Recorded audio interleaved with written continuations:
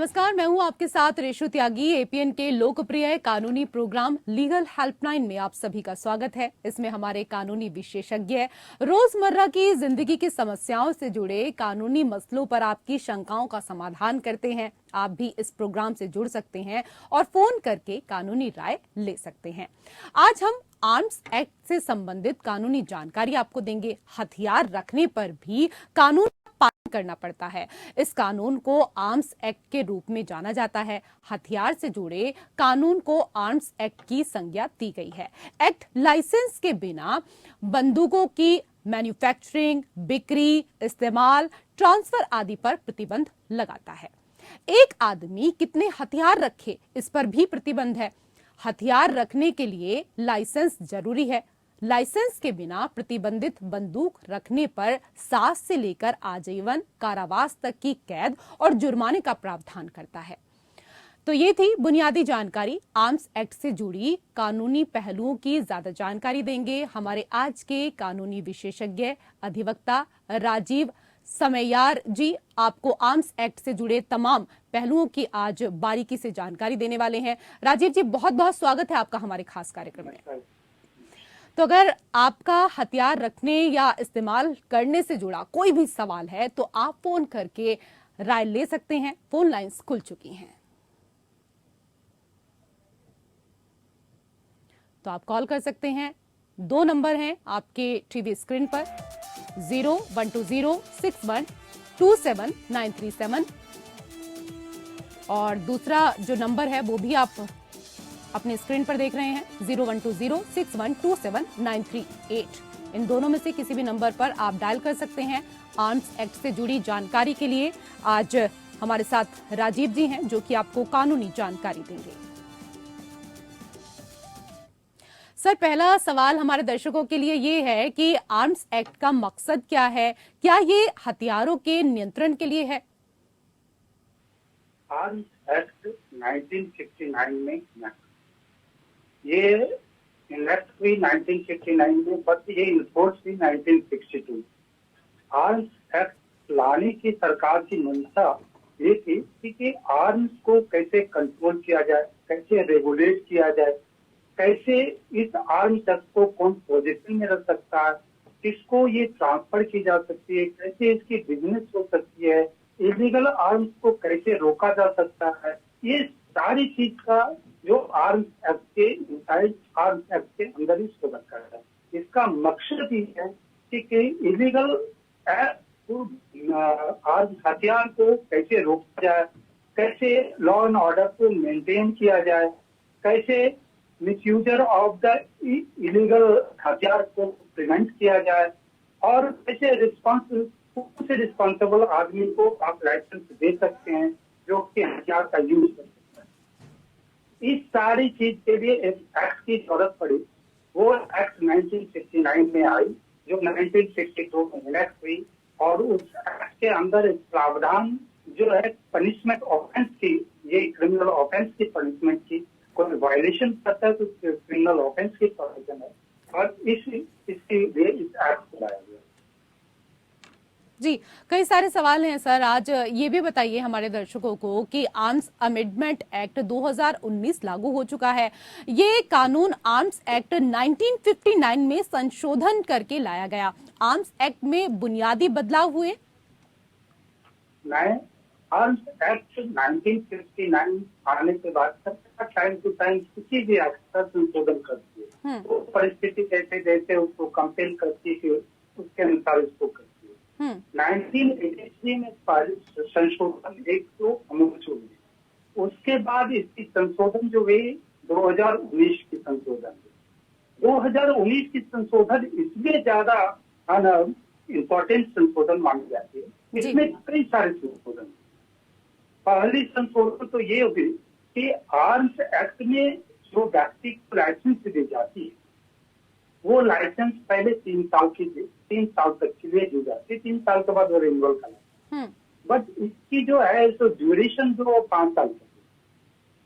दूसरी संशोधन जो मेजर ये थी कि पहले आर्म्स एक्ट में जो व्यक्ति आर्म्स रखते थे वो आर्म्स ज्यादा से ज्यादा 2 आर्म्स लाइसेंस के तौर पे रखते थे।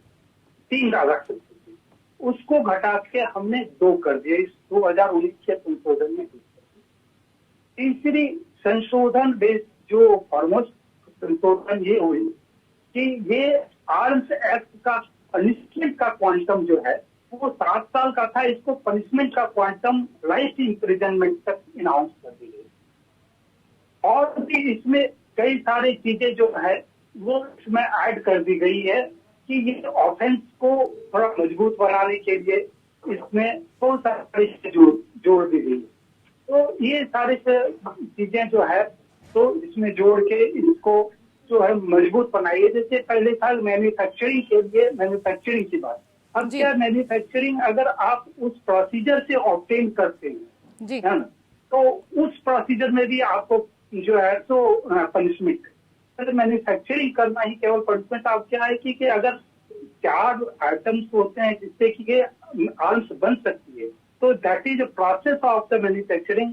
तो हम ये कंक्लूजन पे पहुंच सकते हैं कि ये सारी चीज से एक आर्म्स बन सकती है। तो ये सारी चीज आई। दूसरी बात कुछ और भी चीज हो गई। पहले क्या होता था कि एक एक्ट बनी, इस एक्ट में एक इंक्लूड किया गया कि आप मिसयूज नहीं कर सकते हैं, मिसयूजर में आप कहीं से जो है सो ज्वाइस आप फायर नहीं कर सकते हैं। ये सारी चीजें को इसको जोड़ा गया।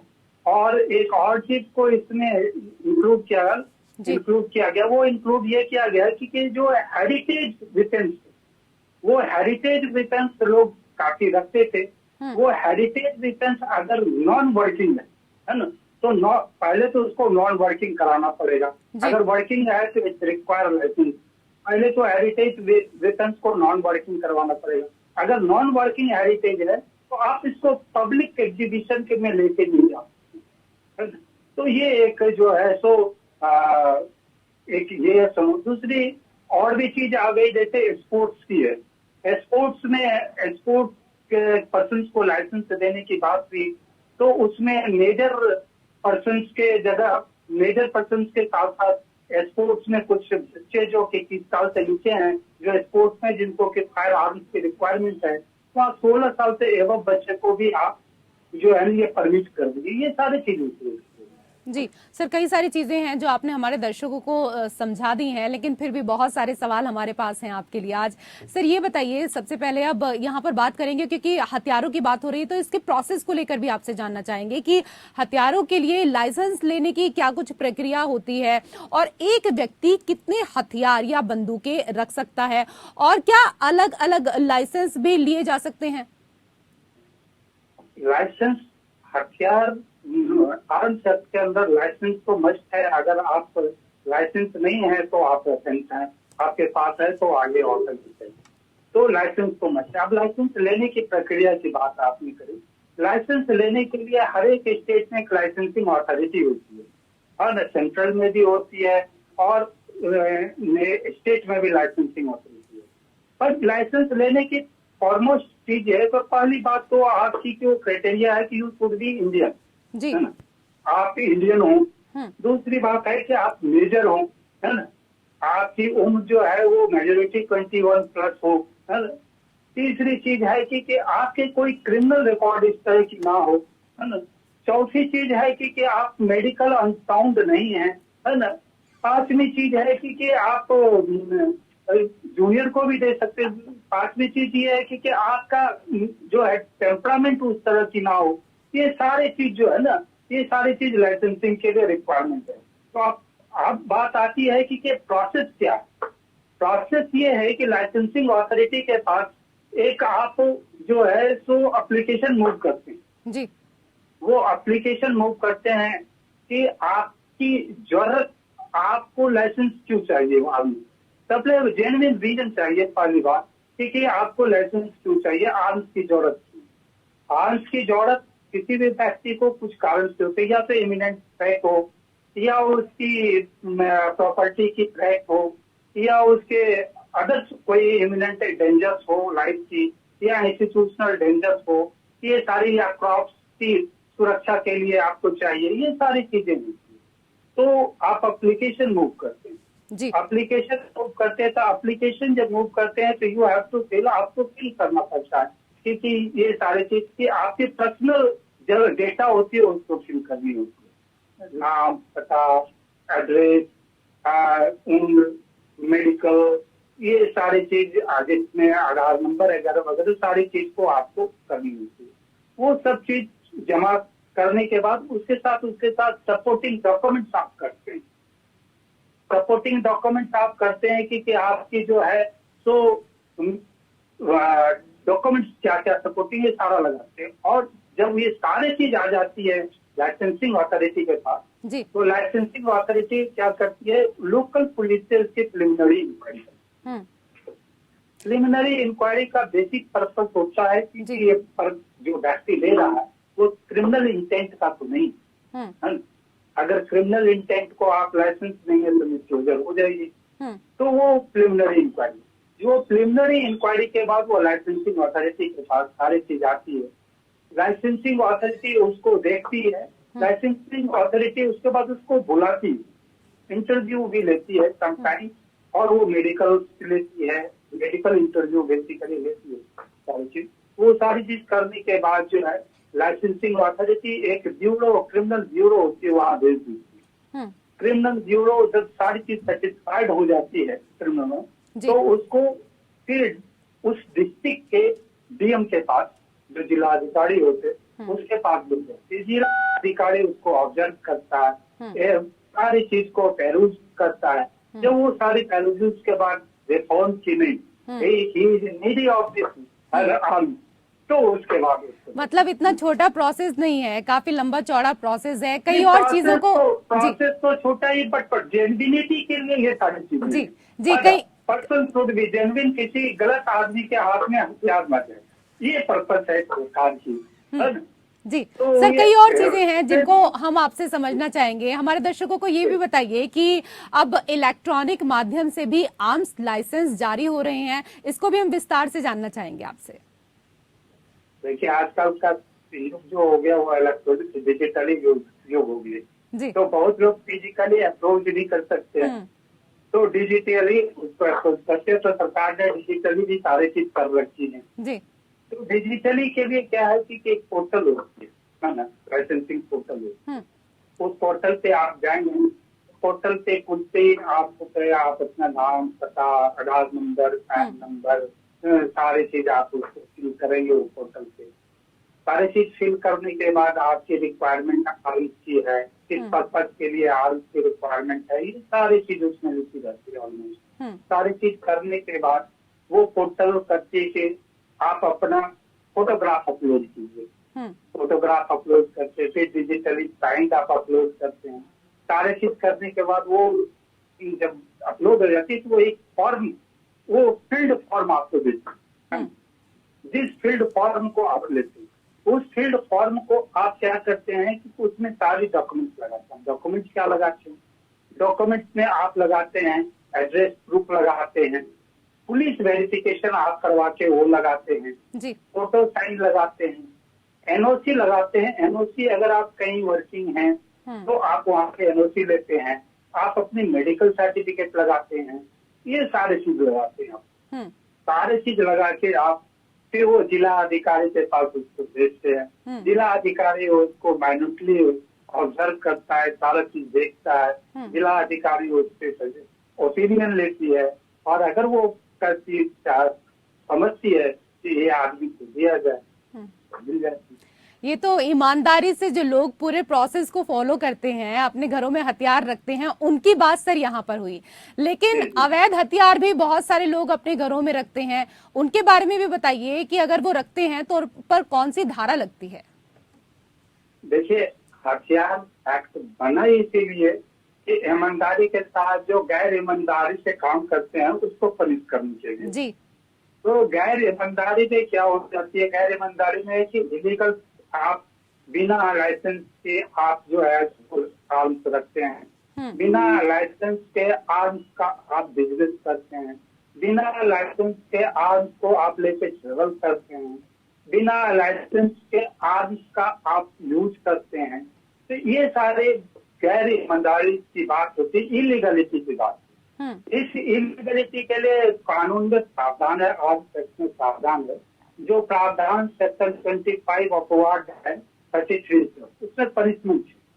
ये पनिशमेंट है कि अगर आप इलीगली आप रखते हैं विक्टिम तो उसमें कितनी पनिशमेंट होनी चाहिए। अगर आप इलीगली जो है ना सेल परचेज करते हैं, ट्रैफिकिंग करते हैं तो उसके लिए क्या करते हैं। अगर आप किसी की हथियार को लूट लेते हैं तो क्या होना है। अरे ये सारी चीज सारी डिटेल उसमें कितनी पनिशमेंट होनी है। जब आप कंविक्ट होंगे तो उसमें कितनी, अगर आप इलीगली मैन्युफैक्चर करते हैं तो इलीगल मैन्युफैक्चरिंग यूनिट में अगर कुछ बनती है तो वो सारी चीजें इसमें आ सकती है। तो ये सारी चीजें उसमें जी कवर होती। जी सर, इलीगल हथियारों को लेकर यहाँ पर बात हो रही है, तो ये भी बताइए कि क्योंकि सजा और भी ज्यादा सख्त हुई है पहले से और जुर्माना भी बढ़ गया है, तो ये कितना है? सजा 2019 के अमेंडमेंट के बाद सजा काफी बढ़ गई है जी। पहले की सजा की एक क्वांटम थी क्योंकि आर्म्स एक्ट के अंदर किसी को मैक्सिमम पनिशमेंट 7 ईयर सकती थी। अब आर्म्स एक्ट के अंदर कैटेगरी स्पेसिफाइड है और ये punishment up to life imprisonment है ना। तो क्वांटम ऑफ पनिशमेंट इसको लाइफ इम्प्रिजनमेंट है। और जो सजा 7 साल तक हो सकती थी फॉर एनी ऑफेंस वो सजा फॉर समवन ऑफेंस तो लाइफ इम्प्रिजनमेंट। तो सजा सख्त हो गई, जुर्माना भी सख्त हो गया, सजा भी सख्त हो गई। सर, हम हर्ष फायरिंग को लेकर भी आपसे जानना चाहेंगे, क्योंकि अक्सर हमने देखा है किसी की शादी ब्याह में हम जाते हैं तो हर्ष फायरिंग की जाती है, किसी की बर्थडे पार्टी होती है तो उसमें भी फायरिंग की जाती है। तो क्या हर्ष फायरिंग करना गैर कानूनी है? इसके बारे में भी विस्तार से बताएं, क्योंकि बहुत लोगों को इसके बारे में जानकारी ही नहीं होती है। हर्ष फायरिंग का तो अभी एक नया ट्रेंड आ गया है। जिसके पास गन होते हैं वो गन लेके शादी में जाते हैं और वो गन को यूज कर लेते हैं। एवं दो कि अगर पब्लिक प्लेस पे चले गए तो वहाँ तो हर्ष फायरिंग के लॉ बनाने के पीछे बेसिकली है पब्लिक सेफ्टी, ध्यान रखना है ना। कभी कभार हर्ष फायरिंग में आप देखते होंगे, आप लोग यूज करते हैं कि हर्ष फायरिंग के कारण किसी की मौत हो जाती है ना, किसी कहीं लग जाती है, कोई इंजर्ड हो जाता है। तो ये 2019 ने एक कानून को ऐड किया है जिसमें हर्ष फायरिंग के लिए जैसे कि आप शादी में गए वहां कर लिए, आप इलेक्शन जीत गए उसी में आप गोली चला लिए, आप किसी पब्लिक प्लेस पे चले गए वहां चला लिए, अगर आपके कोई फैमिली मेंबर वो ले चला लिए किसी तरह से, ये सारी चीजें जो थी इसको कवर किया गया। ये सब चीज को कवर किया गया। बेसिक इंटेंट जो लेजिस्लेचर का था वो पब्लिक सेफ्टी को ध्यान में रखा गया। ये एक ऑफेंस बन गई। अब ये पहले ये ऑफेंस नहीं थी, अब ये ऑफेंस हो गई। अगर आप इस तरह की कोई वाकया करते हैं तो एफआईआर लॉ होगी और इसमें सजा है 2 साल तक की सजा हो सकती है और 1 लाख रुपए तक की जुर्माना भी हो सकती है ना। तो इसको थोड़ा स्टिग्मेट कर दिया गया। ये वो सारी चीज जो कैजुअली होती थी वो कैजुअली को थोड़ा सा स्टिग्मेट कर दिया गया। ये सारी चीजें। जी, आज के विषय पर इतनी अहम जानकारी देने के लिए आपका बहुत बहुत शुक्रिया राजीव जी। और इसी के साथ हमारे खास कार्यक्रम लीगल हेल्पलाइन में फिलहाल इतना ही। नमस्कार।